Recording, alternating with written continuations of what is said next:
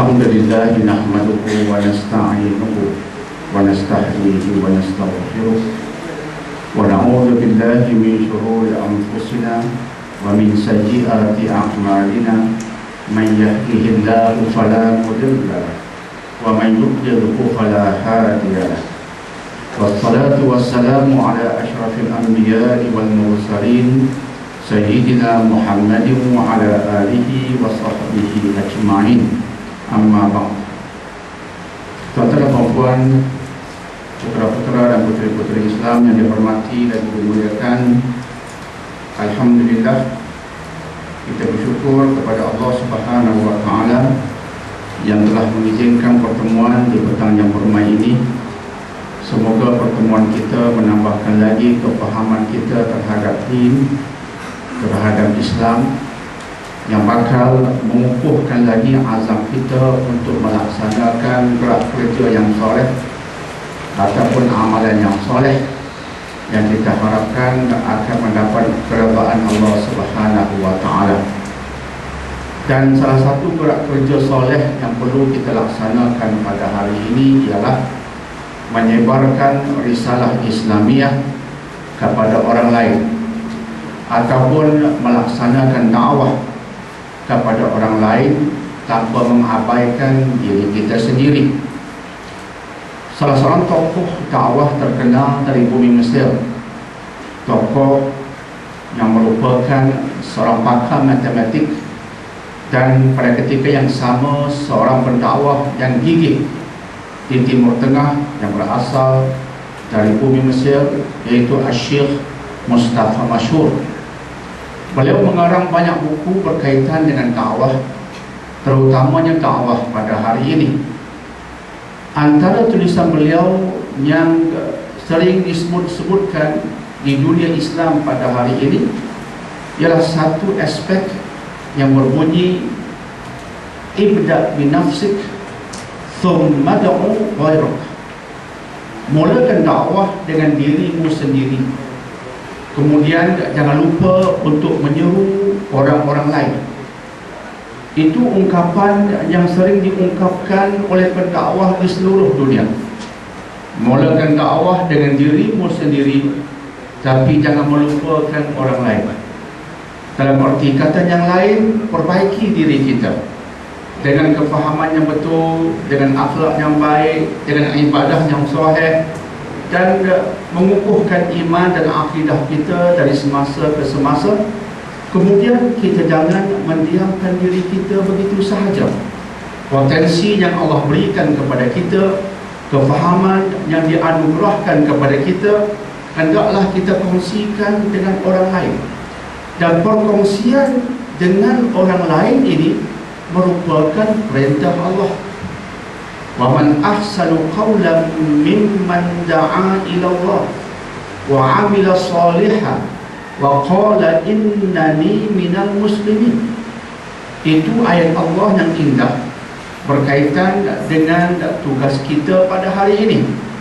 Allah berkata, siapa yang lebih baik perkataannya daripada orang yang mengajak orang lain kepada Allah.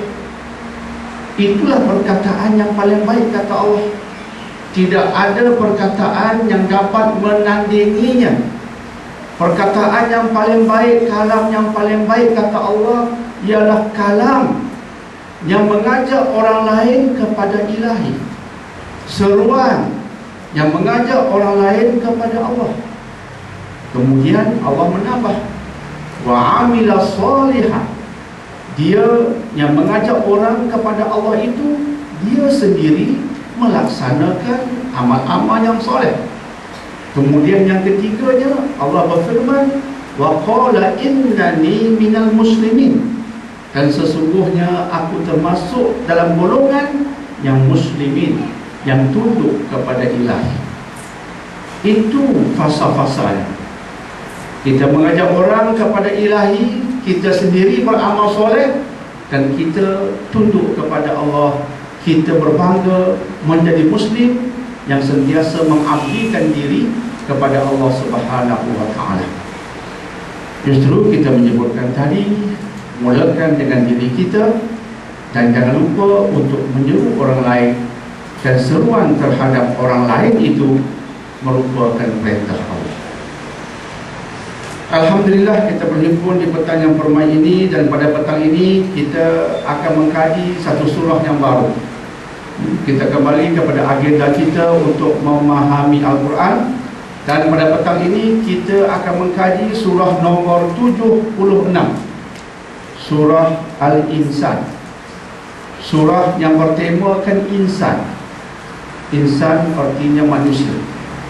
InsyaAllah kita mulakan daripada awal. A'udzu billahi minasyaitonir rajim. Bismillahirrahmanirrahim. Hal ata 'alal insani hinun minad dahri lam yakun syai'an mazkura. Inna khalaqnal insana min nutfatin amshaj nabtalihi faj'alnahu sami'an basira. Inna hadainahu as-sabila imma syakiran wa imma kafura. Inna a'tadna lil kafirina salasila wa aghlalan wa sa'ira. Sadaqallahul azim. Suratul Insan ayat 1 hingga 4, yang bermaksud, bukankah telah datang kepada manusia satu waktu yang lama, sedang dia ketika itu belum merupakan sesuatu yang disebut-sebutkan. Sesungguhnya kami mencipta manusia dari setetes mani yang bercampur. Kami mencipta manusia daripada nutfah yang bercampur, dan kami hendak mengujinya. Kerana itu kami jadikan dia pendengaran dan penglihatan. Sesungguhnya kami menunjukkan kepadanya jalan yang lurus. Ada yang bersyukur, ada pula yang kufur. Sesungguhnya kami menyediakan bagi yang kafir itu rantai-rantai dan belenggu, dan dia akan dibelenggu dalam neraka yang apinya menyala-nyala. Itu 4 ayat yang merupakan ayat-ayat pembukaan pada surah Insan, Al-Insan, yang bertemakan manusia.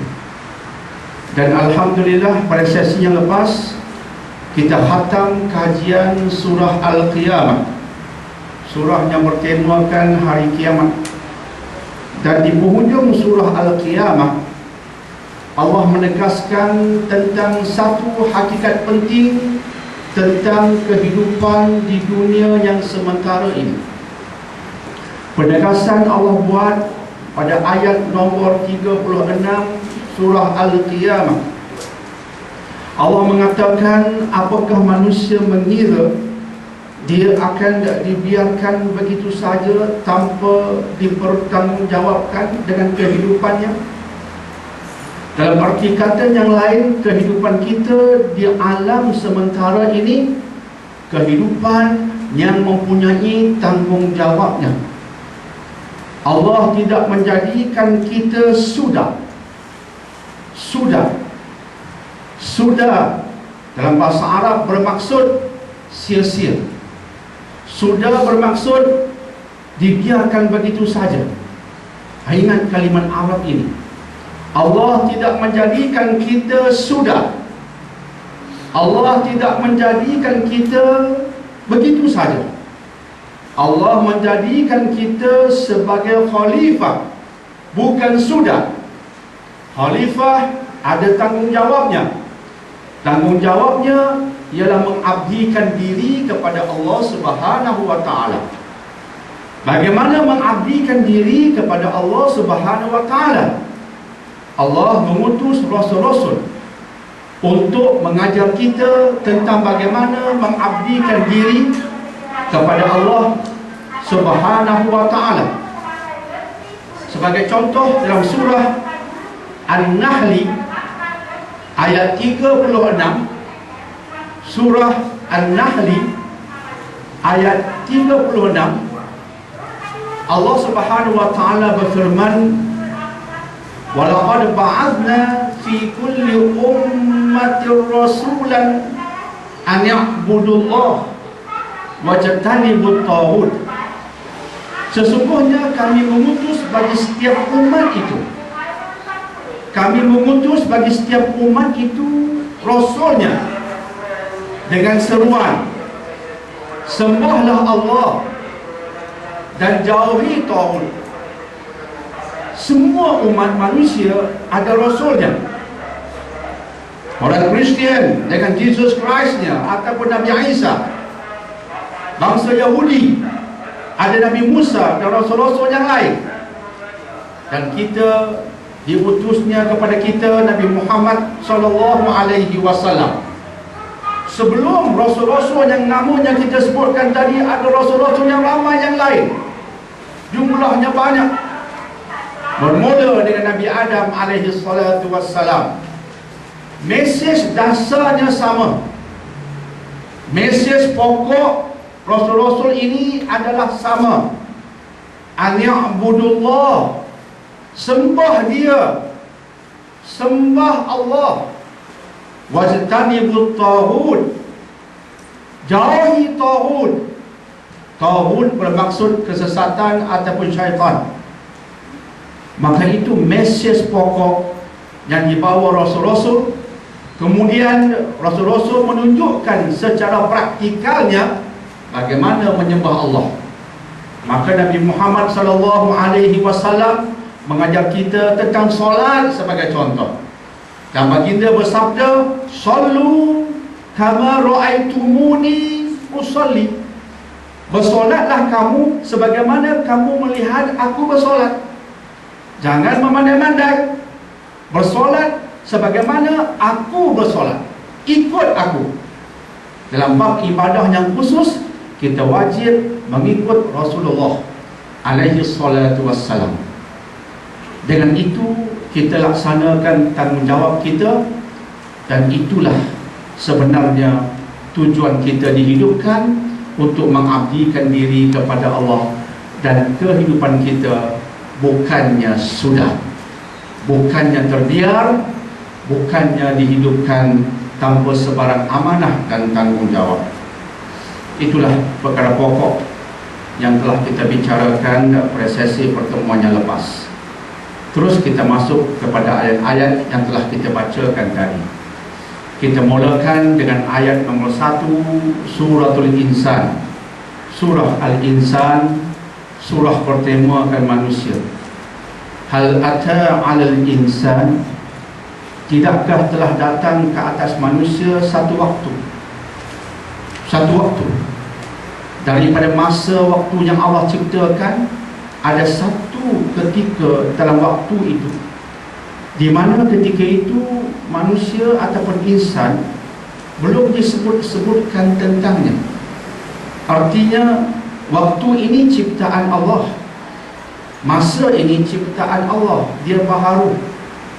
Dan Allah bersumpah dengan masa, dengan kalamnya yang suci, yang berbunyi wal asri, demi masa. Allah menarik perhatian kita terhadap masa. Dan masa ini baru, dia makhluk. Masa ini panjang. Allah lebih mengetahui tentang ukuran masa yang sebenarnya. Tetapi Allah mengatakan pada suatu ketika dalam masa itu, insan tak wujud sama sekali. Ia tidak disebut-sebutkan oleh sesiapa saja. Ada ulama tafsir mengatakan, di kalangan makhluk Allah, manusialah makhluk yang paling lambat, paling akhir diwujudkan. Makhluk lain Allah wujudkan dalam waktunya lebih awal. Malaikat ada terlebih awal, jin ada terlebih awal, kemudian pohon-pohon ada terlebih awal, air ada terlebih awal, semua lebih awal. Ketika kita datang, kita diwujudkan, sudah ada makanan, sudah ada air. Jika tidak, manusia tak boleh hidup sejak awal lagi. Semua telah disediakan, kemudian baru datang manusia selepas Allah wujudkan kesempurnaan di alam ini untuk kewujudan insan. Itu pandangan setengah ulama tafsir dan tak ada kebenarannya. Maka selepas masa berlalu, Allah cipta Nabi Adam alaihi salatu wassalam. Dari saat itulah bermulanya kisah tentang insan. Hanya selepas itu sahajalah insan namanya disebutkan sebagai contoh oleh para malaikat.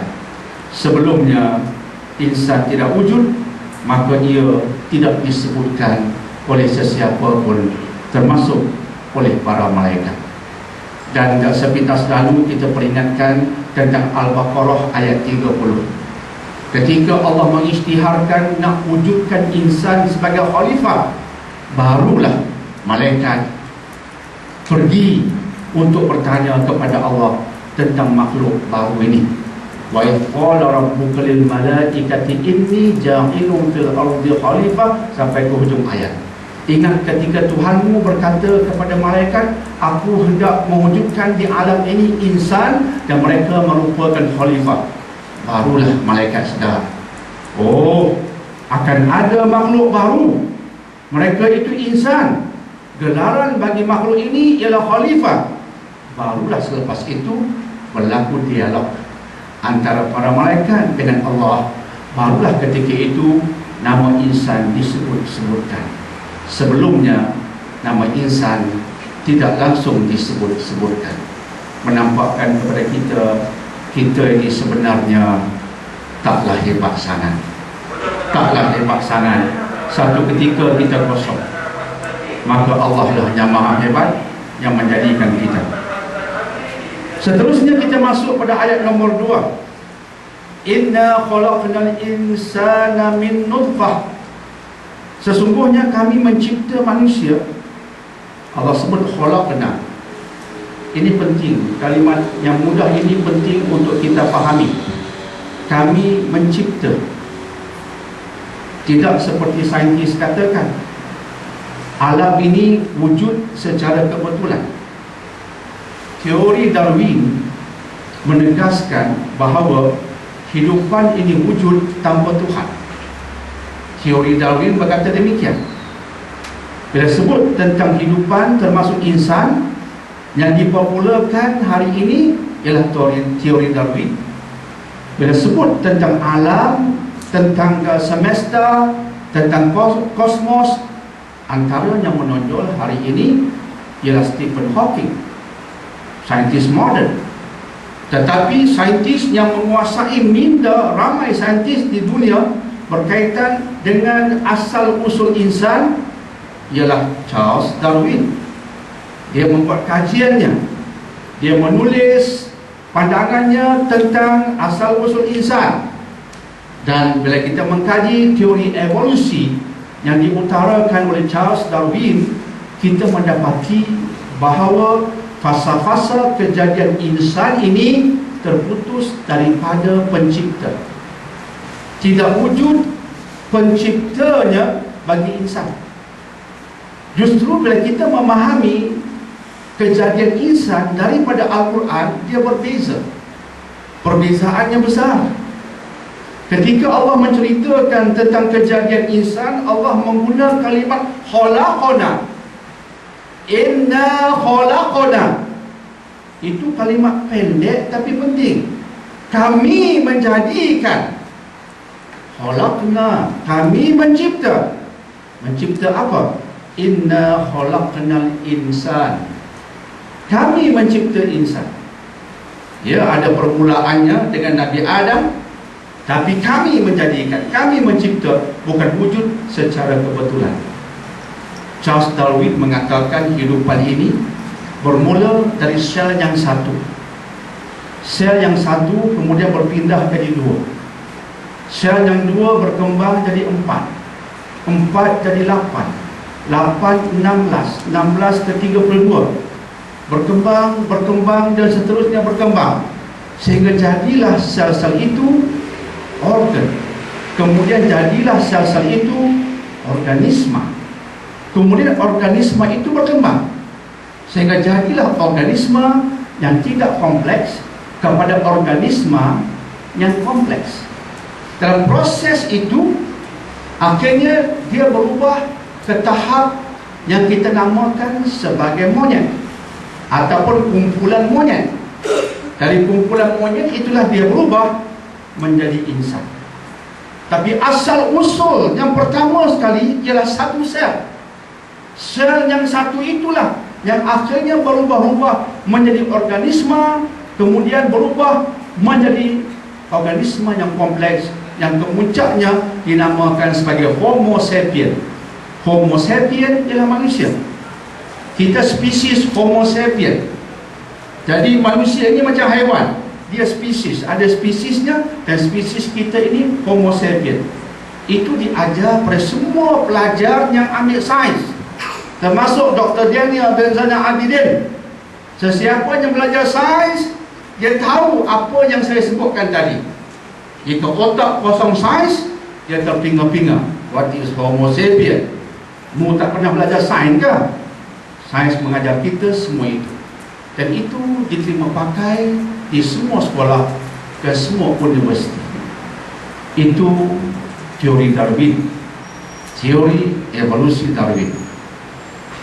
Bila kita mempelajari asal usul kita dari Al-Quran, dari wahyu, Allah mengatakan asal usul kita dari Adam. Allah mencipta Adam dengan tangannya. Maksud dengan tangannya ialah dengan kemuliaan. Artinya asal usul Adam dan asal usul Bani Adam, asal usulnya mulia. Sebab Allah dalam bahasa simbolik mengatakan kejadian Adam, kejadian insan daripada tangan Allah. Allah mencoraknya. Tangan Allah bukanlah tangan seperti yang kita fahami, tetapi ia kalimat simbolik yang melambangkan kemuliaan kejadian insan. Semua itu nak saya kaitkan dengan ayat ini. Sesungguhnya kami menjadikan insan, asalnya Adam. Adam Allah jadikan dari apa? Allah jadikan Adam dari tanah. Itu merujuk pada ayat lain. Adam dijadikan min tin, dari tanah. Itu insan yang pertama. Tetapi selepas itu manusia bukan lagi dicipta dari tanah. Manusia Allah ciptakan mengikut undang-undang tertentu. Apa undang-undangnya? Ini undang-undangnya. Allah mencipta manusia dengan undang-undangnya. Kami menjadi manusia selain Adam min nutfatin amsyaj. Ini undang-undangnya yang hari ini dibukukan, sebab undang-undang ini tak berubah. Dibukukan dalam ilmu embriologi.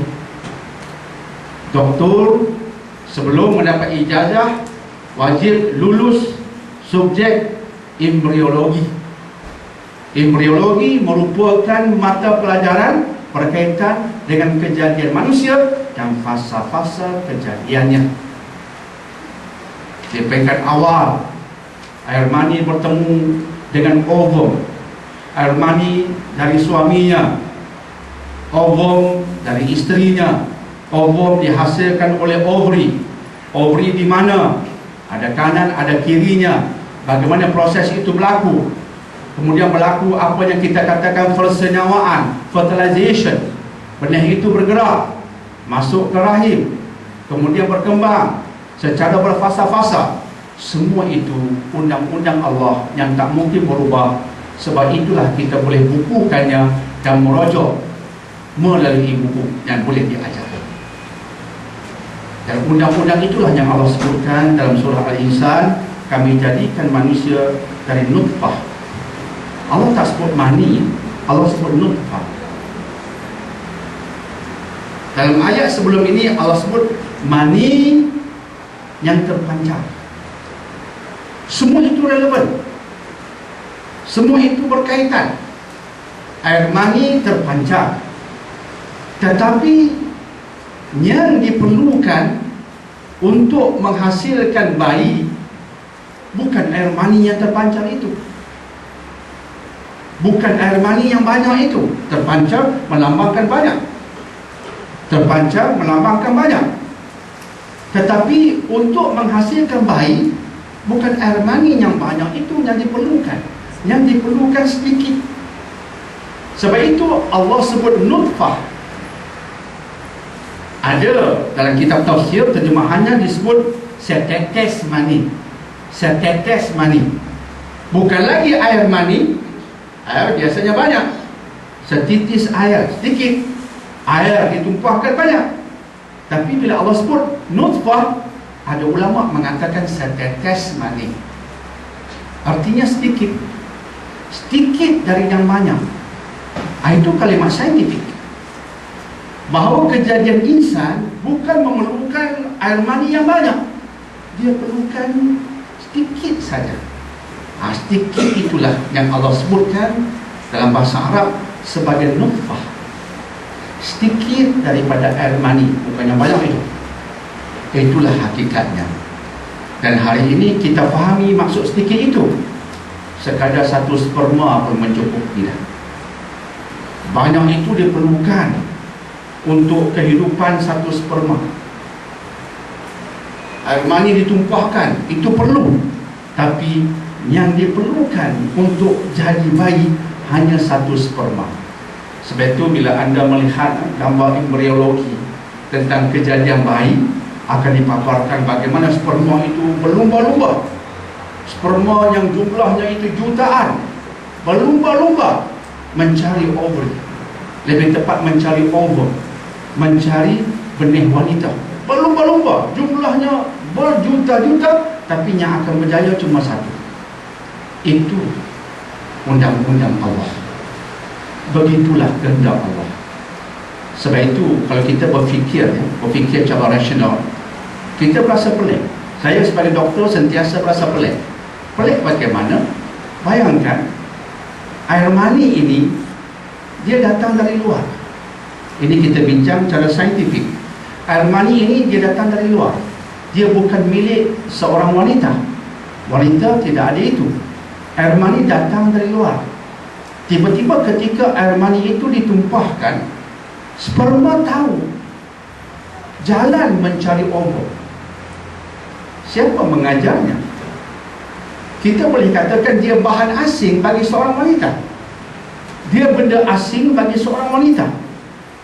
Tiba-tiba sperma itu dia bertemu dengan bakteria, tidak dipedulikannya. Dia bertemu dengan banyak sel-sel yang lain. Dia tak ambil hirau, dia tak ambil kisah. Dia teruskan perjalanannya. Siapa ajarnya sel-sel yang lain semua tidak penting? Dia benda asing. Siapa beritahunya sel-sel ini semua tidak penting? Jangan dihirau. Teruskan perjalananmu mencari ovum. Tiba-tiba dia bertemu ovum, dia tahu apa nak buat. Keluar enzim tertentu supaya akhirnya gen-gen dapat masuki dalam ovum. Berlakulah akhirnya proses-proses yang begitu kompleks, yang kalau kita mempelajarinya pun tak mudah untuk kita faham. Terpaksa banyak mengulang kaji untuk memahaminya. Tiba-tiba sperma itu tahu ini ovum. Padahal dengan mata kasar kita tak nampak ovum. Hanya dengan mikroskop kita nampak ovum. Tiba-tiba sperma boleh tahu itu ovum. Selain dia ketepikan. Siapa ajarnya? Kemudian ketika bertemu ovum, dia tahu apa nak buat. Siapa ajarnya? Ini proses-proses yang tak dapat dilihat dengan mata kasar. Hasilnya bayi yang besar. Kita timbang 3 kg 4 kg, awak gemuk sangat. Nampak besar. Asalnya mata kasar ini tak dapat melihat sperma dan juga ovum. Tapi sperma tahu kerjanya, ovum tahu kerjanya. Siapa mengajar mereka ini tentang undang-undang kejadian? Bila kita baca buku sains embriologi, kita berfikir secara rasional, kita kata subhanallah, tak mungkin sperma tahu.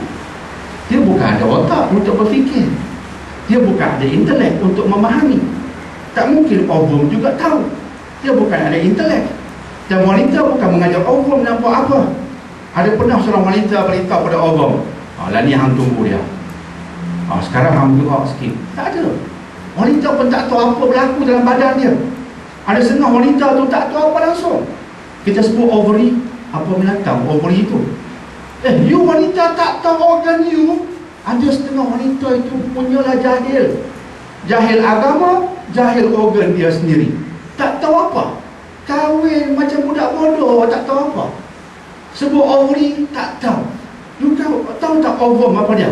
Ovum, yang ovary you keluarkan, tak tahu. You tahu bila agaknya benih itu akan keluar, tak tahu. Tak pernah belajar, tak pernah kisah. Yang dia kisah artis dia.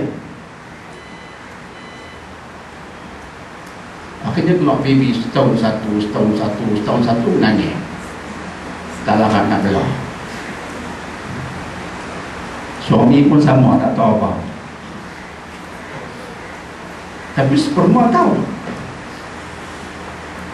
Yang ang punya badan tak tahu. Sperma tahu kerjanya, ovum tahu kerjanya, walaupun yang ang punya badan tak tahu apa. Aku tahu nak apa. Subhanallah. Siapa mengajarnya?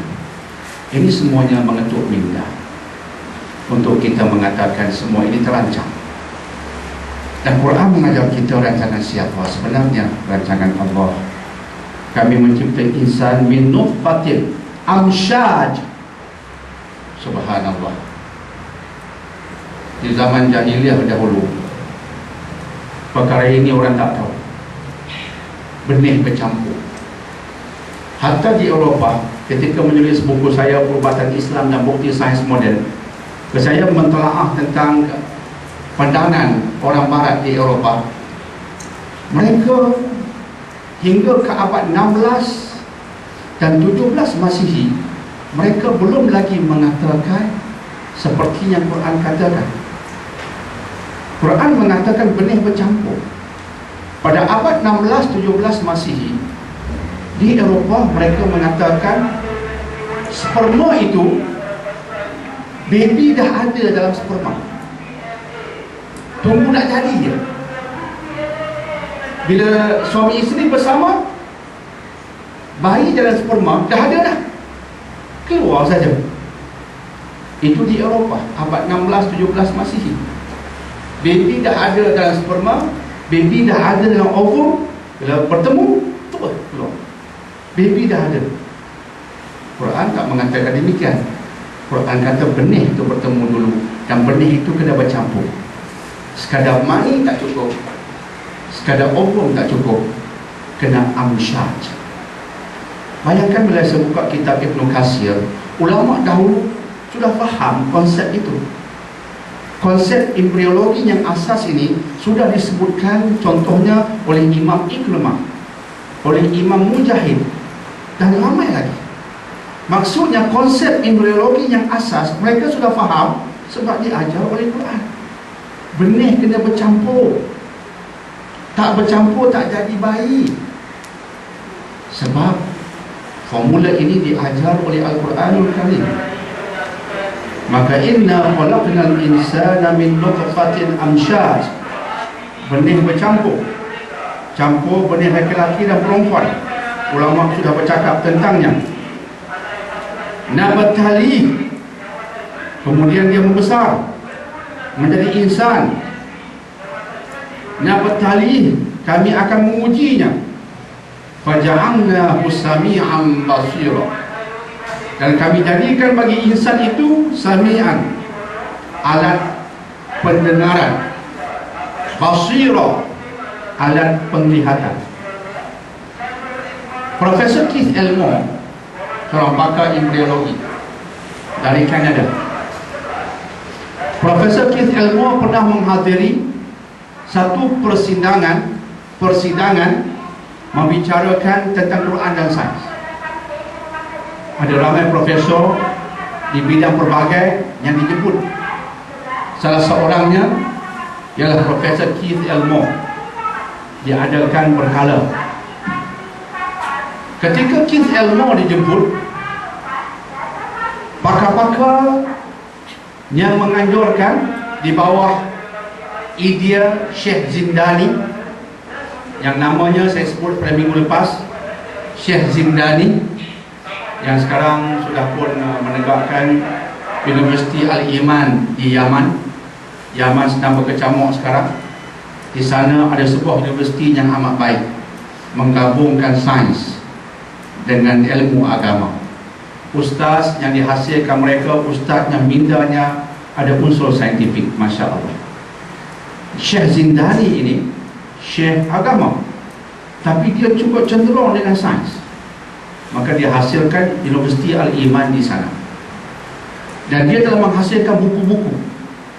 Dalam proses menghasilkan buku-buku, dia mengadakan persidangan mukjizat Quran dan sains. Dalam proses mengadakan persidangan, dia menjemput tokoh-tokoh yang bukan Islam. Kita guna bukan Islam dan ceramah saya. Dia menjemput tokoh-tokoh yang non-Muslim, seperti Keith Elmore, ramai lagi. Dan sebelum mereka dijemput, dia menemui mereka untuk berbincang. Sebab mungkin mereka tak sudi untuk hadir, sebab nak bicarakan bukan tentang Bible, tentang Quran. Maka diajak berdialog dulu. Syekh Zindani tulis di internet tentang dialog yang awal. Ada pakar yang mencemuh Quran di peringkat awal. Oleh mencemuh, mereka akan mengajak untuk berdebat. Salah seorangnya daripada Amerika, pakar geologi, diminta bercakap tentang Al-Quran dan geologi. Belum lagi Keith Elmore, seorang pakar lain di Amerika. Dan Syekh Zindani menceritakan ketika bercakap tentang Quran yang saintifik, saintis itu mengatakan mengarut. Kitab agama saintifik ini mengarut. It cannot be accepted. Tak boleh. Sains, agama. Ini minda orang barat, terutama saintis-saintis agung mereka. Mereka dipengaruhi oleh Charles Darwin dan sebagainya, menolak Tuhan dalam kejadian alam, tidak mengejutkan. Syekh Zindani seterusnya menceritakan bagaimana mereka mengatakan, kami mengetahui tempat yang paling rendah di muka bumi ini, dan kami mengetahuinya daripada Al-Quran. You tahu tak tempat paling rendah di muka bumi ini? Dia sebut ada di Amerika. Salah, you are wrong. Syekh Zindani mengatakan you salah. Dia berkata pada pakar geologi, you salah, you silap. It cannot be in America, because the Quran says it is not there. It is not in America. The lowest portion of the earth is not in America. We know where it is because it is mentioned in the Quran. Tidakkah ketika Allah menceritakan tentang peperangan Empire Rom dan Parsi, Allah menceritakan tentang satu hakikat saintifik yang disebut Allah sepintas lalu, tapi besar maknanya bagi orang yang terketuk mindanya. Allah mengatakan hulifatir Rom dikalahkan. Tetapi selepas Rom dikalahkan, Rom akan mengalahkan Parsi dalam masa bid'ah sinin. Ini bahasa-bahasa ramalan yang pasti berlaku dan telah pun berlaku. Rom dikalahkan dengan teruk. Bila kita mengkaji sejarah, kita mendapati orang yang mencatat sejarah tentang kejatuhan Rom oleh Parsi, mereka mengatakan Rom ketika itu tak mungkin bangkit semula. Siapa pun tak bicara bab kemenangan semula, bangkit semula pun tak akan berlaku. Antara penulis sejarah yang terkenal ialah Edward Gibbon. Gibbon telah karang sebuah buku, The Fall of the Roman Empire, kejatuhan Rom, dan dia mentah betul sejarah kejatuhan Rom. Bukunya tebal, The Fall of the Roman Empire, mengapa Rom jatuh, runtuh. Edward Gibbon mengatakan ketika ia dikalahkan Empire Parsi, tidak ada siapa yang meramalkan Rom akan bangkit semula. Tiba-tiba Al-Quran mengatakan bukan bangkit semula, kemenangan. Orang berkata bangkit semula pun belum tentu dengan sebuah menang.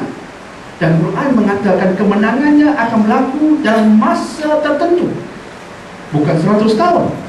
Bid'ah sinin, dalam bahasa Arab bid'ah sinin artinya tidak lebih dari 9 tahun. Tak lebih dari 9 tahun. Sebab kalender masa itu pelbagai. Allah sebut bahasa tahun yang umum, semua kalender boleh pakai. tak lebih dari 9 tahun, gunalah kalender siapa pun. Tak lebih dari 9 tahun. Maka sepanjang kajian saya dalam masa 7 ke 8 tahun, perhatikanlah, benar-benar seperti yang Allah ramalkan.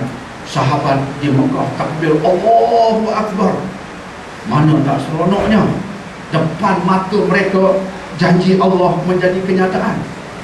Ketika Rom kalah, kemudian Allah katakan Rom akan menang, orang tertawakan ayat Allah. Tak mungkin Rom akan menang, tiba-tiba menang. Sahabat-sahabat bertakbir, Masya Allah, iman mereka makin kuat. Mukjizat berlaku depan mata. Mana tak kuat keyakinannya. Tapi yang hendak saya fokuskan sekarang tentang satu hal. Allah mengatakan salah satu peperangan yang akan berlaku antara Rom dan Parsi ialah fi adnal ard. Akan berlaku fi adna. Adna. Hari ini paling panjang ulama bincang panjang di sudut bahasa lorah. Adna ya, bincang lama. Adna ni apa maksudnya? Ada kata dekat. Tapi selepas saya pelek semua tafsiran, saya meyakini yang paling tepat ialah adna ini paling rendah, bukan paling dekat. Sebab jika paling dekat, dekat dengan apa? Allah tak sebut. Tapi jika kata paling rendah, kita tahu. Dan itulah yang dipegang pada hari ini. Allah berkata salah satu peperangannya berlaku di tempat yang paling rendah. Dan dia berlaku di mana? Dekat dengan Laut Mati, the Dead Sea. Dekat dengan Laut Mati, ada perkaitan dengan kaum Lut zaman dahulu, the Dead Sea. Dekat dengan persekitaran kaum Lut zaman dahulu. Dan berbalik pada pakar geologi dari Amerika, Syekh Zindani berkata, kami berkata tempat paling rendah tuan bukan Amerika. Dia kata Amerika. Tiba-tiba depan di sebelah dia, kata Syekh Zindani, ada satu macam kita kata gelap. Dan sebagai pakar gelap tu detail. Di atas gelap yang berpusing itu ada ditunjukkan tempat paling rendah. Ini bilik pakar. Syekh Zindani mencadangkan, tuan, mengapa tak tengok gelap ni? It is just beside you. Gelap ni tepi you saja, cuba tengok. Oh, you are right. Mari kita buktikan. Lepas itu apa berlaku ialah pakar itu terdiam. Sebab benar, kawasan tanah paling rendah di muka bumi ialah dekat dengan Laut Mati, selari dengan apa yang Allah firmankan. Lepas itu baru dia kata, hebat sungguh Quran you. Lepas itu baru dia bersetuju untuk jadi salah seorang penceramah yang bercakap tentang Quran mukjizat. Di kita mengajak orang pada Islam menggunakan akal. Kita bagi wujud akal kat dia supaya dia tertarik. Baik, ini maklumat tambahan. Yang tak saya fokuskan sekarang tentang Profesor Keith Elmo. Dia juga dijemput dan dia bercakap tentang embriologi. Dan dia mengatakan bahawa apa yang Allah sebutkan tentang kejadian insan bermula dari nutfah, air mani yang sedikit. Ini saintifik. Nutfatil amsyaj. Dan air mani semata-mata tidak boleh menjadikan bayi itu bayi. Dia perlu bercampur dengan ovum. Quran sebut, saintifik. Kemudian Allah sebut, Allah menjadikan sami'an basira, pendengaran dahulu, baru penglihatan. Itu urutan ayat. Sami'an, alat pendengaran. Basira datang kemudian, baru penglihatan. Profesor Keith Elmo bincang sedalam itu. Dia mengatakan dalam proses kejadian bayi, memang sel-sel yang menghasilkan pendengaran jadi terlebih dahulu berbanding sel-sel yang menjurus kepada penglihatan. Dia bagi sebagai primordia. Primordia ini sel-sel asas yang menjadi alat pendengaran. Pendengaran dahulu, urutannya seperti yang Allah sebutkan. Dan kami jadikan sami'an basira, dan kami jadikan pendengaran, selepas itu penglihatan. Itu proses embriologi Allah sebutkan. Dan Profesor Keith Elmo membentangkan selari dengan ini. Jika tuan-tuan perempuan sempat membaca buku saya, Perubatan Islam dan Bukti Sains Moden, dalam bab Mukjizat Quran berkaitan embriologi, bahagian hujung buku itu akan menemui fakta-fakta ini secara yang lebih detail. InsyaAllah, kalau sempat membaca, bacalah. Saya suruh baca, bukan beli. Saya suruh baca, tapi nak baca kena beli. Jadi itu dia sedikit tentang kenyataan Profesor Keith Elmore berkaitan embriologi perkandungan Quran. Embryology based on the Quranic verses. Itulah insyaAllah yang mengagumkan kita. Selepas Allah menceritakan tentang proses kejadian insan yang begitu saintifik, terus kita masuk ke ayat nombor 3. Inna hadainahu sabil, dan kami tunjukkan kepada insan sabil. Sabil artinya jalan. Bila Allah tunjukkan jalan, mafhumnya jalan yang lurus. Allah tunjukkan jalan kepada insan, Allah punya sabil, satu jalan. Kadang-kadang Allah sebut subul, jalan-jalan, berbagai jalan. Tapi jika Allah sebut satu, artinya jalan yang lurus. Allah tunjukkan kepada manusia satu jalan, yaitu jalan yang lurus. Imma syakira, manusia terbahagi dua. Satu kelompok dia berterima kasih kepada Allah, dia bersyukur, maka dia ikuti jalan yang lurus itu. Yang lagi satu tidak kena terima kasih, tidak terhutang budi kepada Allah, dia kufur. Manusia terbahagi dua, bersyukur dan taat, ataupun kufur dan engkar. Itu sahaja yang akan berlaku. Tapi kita berhak membuat pilihan. Itu qadar Allah bagi insan. Bagi malaikat, ketetapan sudah Allah buat, taat semata-mata. Bagi manusia, Allah tetapkan dia diberikan dua jalan. Tapi Allah tunjukkan jalan lurus supaya manusia mengikutnya, tapi Allah utarakan juga jalan yang salah supaya manusia berfikir untuk mengingkarinya, untuk tidak mengikutnya, sebab dia jalan yang salah. Dan kita boleh membuat pilihan. We have a choice to make. Nak ikut yang sesat ataupun yang ikut yang lurus. Pada sesinya lepas saya sebutkan tentang ihdinas siratal mustaqim.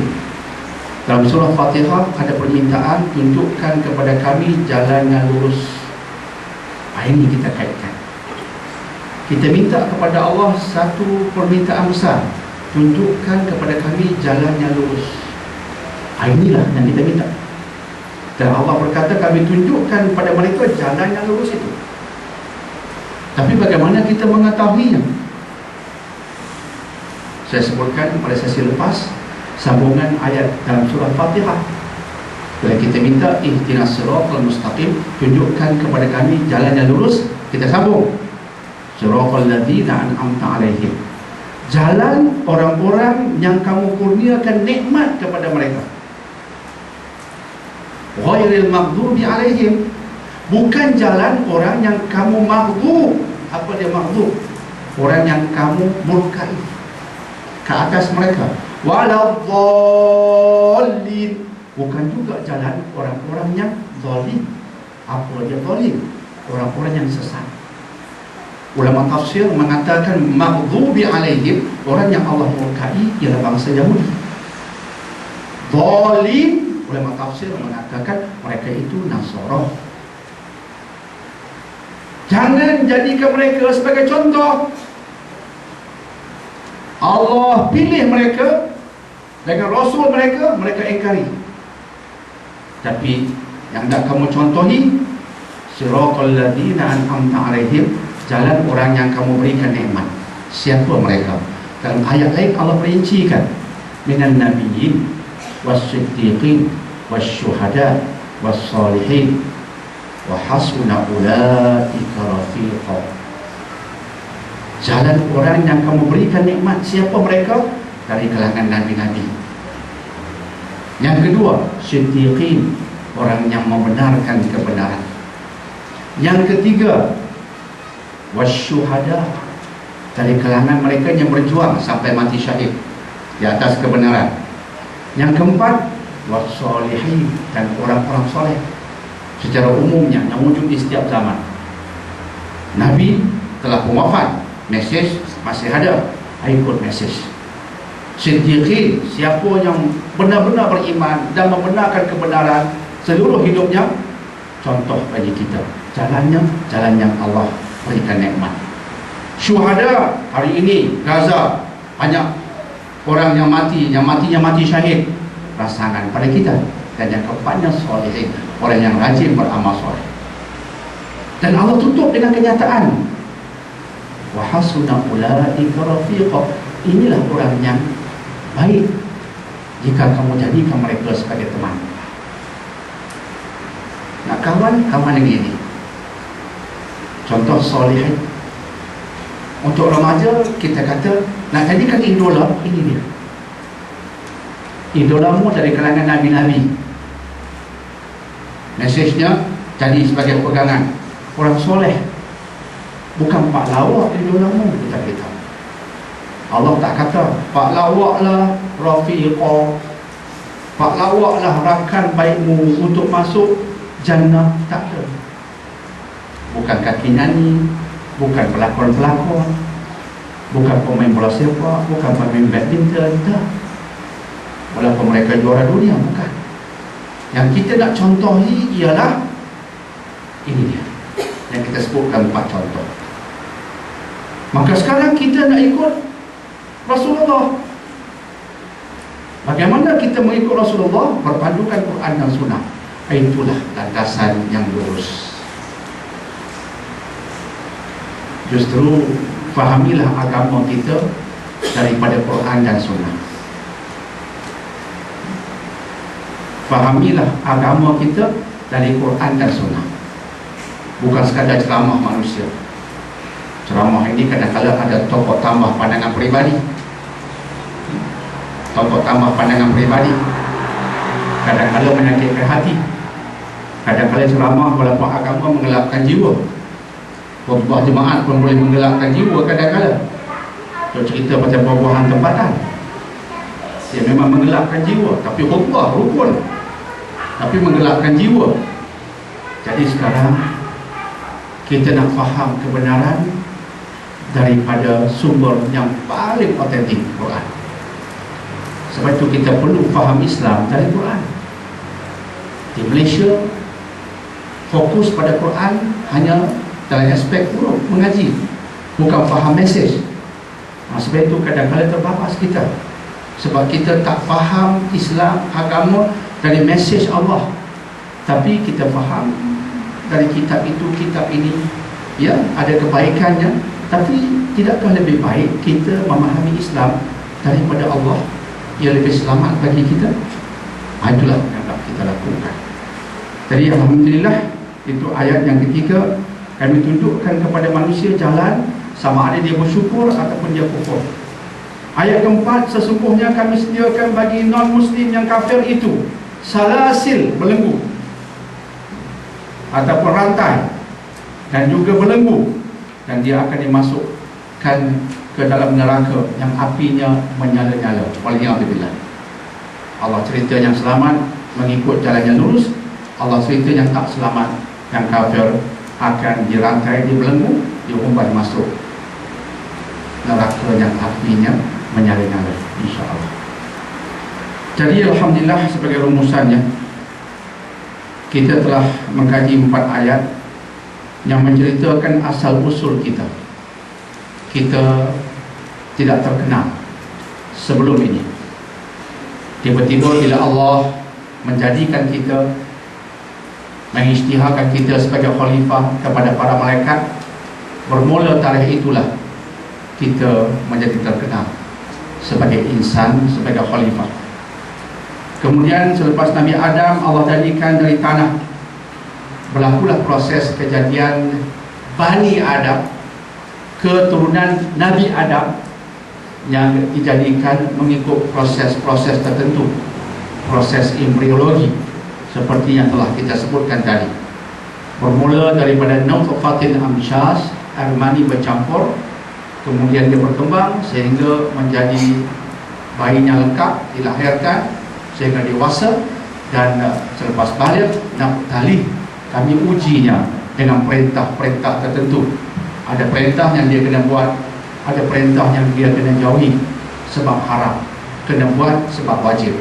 Kami ujinya, dia faham tak ini wajib? Selepas dia faham, dia buat tidak. Dia faham tak ini haram? Selepas dia faham, dia tinggalkan ataupun tidak. Dapat tahlil, kami ujinya. Dan dalam proses penciptaan insan, kami berikan kepada insan itu alat-alat pendengaran, disusuli dengan alat-alat penglihatan. Itu fasa-fasa dalam proses embriologi yang telah saya sebutkan tadi. Kemudian dalam hidupnya Allah tunjukkan pada insan itu jalan. Manusia memerlukan jalan, dan Allah tunjukkan kepadanya jalan keselamatan. Dalam ayat lain Allah juga mengatakan ada jalan yang tidak betul, tapi Allah fokuskan sekarang tentang satu jalan yang betul.